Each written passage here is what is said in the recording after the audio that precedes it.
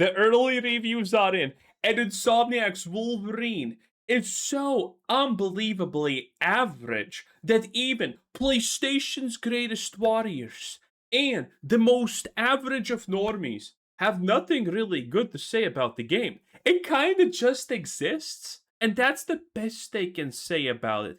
It is truly amazing. So back in July, Insomniac slapped me on a plane to go take a look at their latest invention. And I'm just gonna come out here and say it, I have a lot of respect for Insomniac. I was a bit disappointed with this. However, disappointed with optimism, because I think that most of us went into this really expecting something that this game isn't. Now, it's not that I didn't find myself having.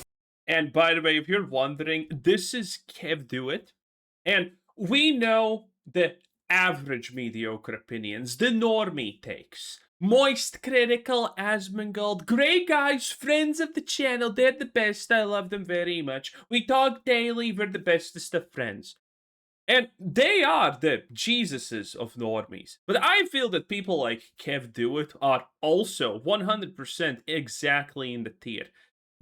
People like Kev also just replay the most normal of normal opinions without any real takes, hot takes, or opinions.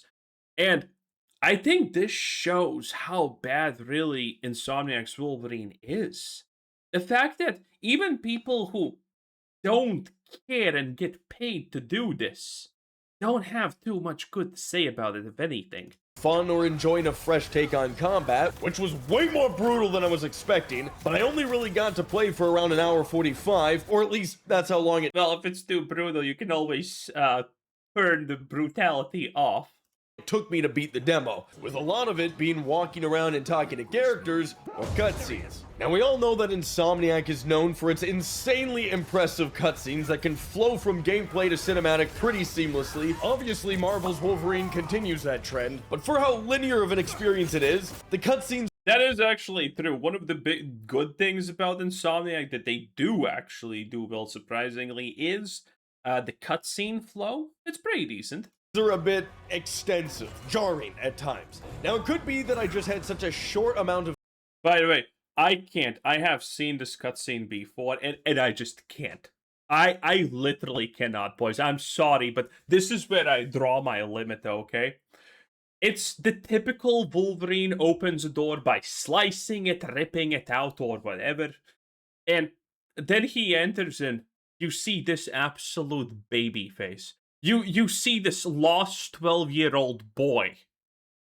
What is going on here? I'm sorry. This is just the worst looking Wolverine we have had ever. I know we talked about Jean Grey and Mystique, but again, I just cannot mention it enough how absolutely I cannot. This is just such an unbelievably bad looking Wolverine. Game to play, and it's not that they're bad, it's just I'm getting sick of watching so much happen, especially with an experience catered more to tight storytelling. In the past, there's been QTEs and cutscenes galore, and I was hoping this would stay so far away from that entirely, but it does. The fact that you have a quick time event for buffing your claws like that is hilarious. Does seem to be leaning that way again. From what I experienced, it's got that sequential cinematic approach with small side tangents along the way. You follow a very straight path to the objective, fight guys along the way, but the overall feel is hands down Insomniac's formula to a T. Or, I guess, M now. That, and the stealth sequences. I tried out the stealth, which there is no designated button, you just enter it if the enemies aren't aware of you, but I found out after a bit that just going friggin' nuts was way more fun for me. But hey, it does create that moment of tension, so I understand why it's included. There are also a fair amount of cinematic moments where you just kind of find yourself running through an area with. Yeah, we've seen it. This is a joke. This is just absolutely a joke, honestly, how they made it. These are the sections everyone has seen where you just, put the controller straight forward because everything's a spectacle and nothing really matters here.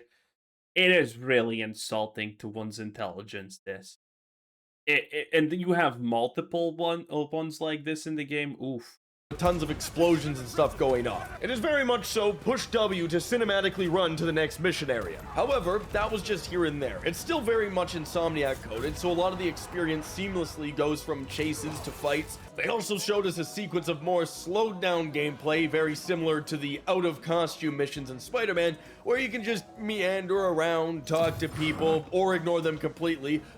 Oh, Jesus Christ, what are we talking about? By the way, the sexual tension is real, obviously. What is this?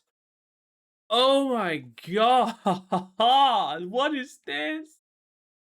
The red line was bad, now you have a blue one also? Wow. Or ignore them completely. Personally, I did everything I could, but I can definitely see myself skipping over it in the future playthroughs. It's good for the first run. Now, I played 2 missions in total, the second one being a bit more open, I guess. But the first one was almost all combat, and honestly, that was the best part. The combat, now that is where the game shines the most, but it's also very familiar. Obviously, you're not swinging around on webs now, you're launching yourself. I mean, Spider-Man's still Spider-Man. They literally just made a Wolverine Spider-Man game with the combat.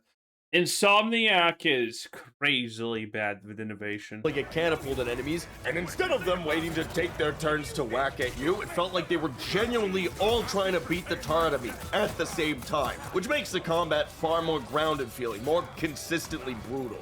Now, saying the combat is the best part is kind of redundant, because of course it should be, and everyone else is going to be saying the same thing. For a linear game, that was a deal breaker, and they did a good job. It is brutal. It is visceral. The animations and combos are fantastic on a new level of chaotic, and there is a decent amount of enemy variety, plus the detail to environments with destruction and using it for kills. You still got your typical skill trees for abilities and passive. This is what we call and using it diversity for kills. You still got your typical skill trees for abilities and passive attacks, but they've now added a DNA selection where you can mix and match builds for Logan. I didn't get to toy around with that as much as I wanted to, but from what I can see, people will be interested in enhancements to how Wolverine functions as a whole to their preference. And I'm sure the side challenges and activities will actually require the tweaking of DNA strands to make them easier. We got a taste of the overall combat versus a variety of close and long range enemies, big tanky dudes or quick fellas, which was definitely the strong point, but then we fought the boss, which by every means should have been on a grand scale, and it was huge. Obviously, it'll be way less forgiving on a higher level. Oh Jesus, the Sentinel meme fight. Do I even need to say anything about this? Everyone's looking at this and thinking, oh god, this is bad. But I gotta say it, it's a damage sponge fight. The same few attacks in sequence, the same button QTE when you do enough damage, rinse and repeat. Even the second phase just added a couple more cinematic moments and one new attack. It's actually also insane the fact that you can claw this hand and that's not even visible damage, which is kind of the funniest part. Like, come on. You can't even add visible damage. Looking forward to how this played out, but I was a bit disappointed with how basic it felt overall. However, the audio and visual design for the fight is incredible, which brings me to a point I want to highlight, and that is the unbelievably insane I don't know if I like that as a visual thing. Attention to detail, both graphically and audibly. Games are becoming so beautiful and immersive, and Insomniac has knocked this out of the park in terms of visuals that are borderline real life. I mean, I could probably sit down and count every beard hair on Logan. Those bad boys were individually placed. And the sound? I'm a sucker for audio quality, and the music combined with the effects, especially the brutal slashes and stabs, perfection. I know this probably comes across as pretty harsh, and maybe I'm just tapping way too much into my critical side these days, but I tried to go in with a pretty open mind, especially after they announced no open world, which makes sense if they're going for a more story-driven approach, and while the environments are crazy impressive, I do wonder how this game is going to drive forward as a whole. Now, I personally like to experience linear games that don't just keep you on a straight path without the slightest amount of exploration. It adds game replayability in different ways. You combine that with solid gameplay and story, and you got something good going here. Forget about the 200 collectible... But do you? Do you have a good mix of anything here now? That's the question. Because he's saying good things, but so far he has said only bad things about everything individually. Wolverine action figures spread across the far corners of Canada and focus on a story-driven experience with at least a lot to do in between. Like I said, I still have fun, especially with the combat. I have to say, they did nail the look of Canada pretty nicely here. It's a giant slum.